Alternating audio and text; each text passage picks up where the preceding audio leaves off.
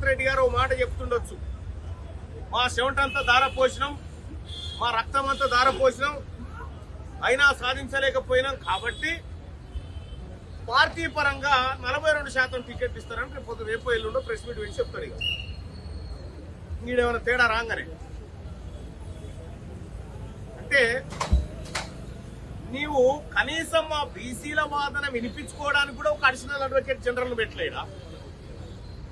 వాదించేటాయన ప్రభుత్వం తరఫున వాదించేటాయన రెడ్డే, పిటిషనర్ తరఫున వాదించేటాయన రెడ్డే, పిటిషనర్ రెడ్డే.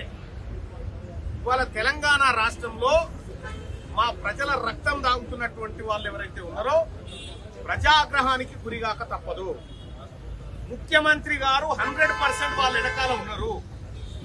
ఈ పిటిషనర్ల వెనకాల ముఖ్యమంత్రి రేవంత్ రెడ్డి గారు ఉన్నారు. దీని వెనకాల జానారెడ్డి గారి పాత్ర ఉంది.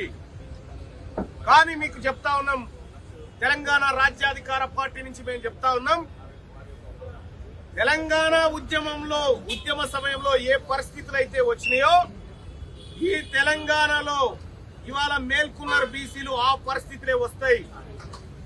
ఊర్లో తిరగనియనటువంటి పరిస్థితులు వస్తాయి, జాగ్రత్త అని చెప్తా ఉన్నాం.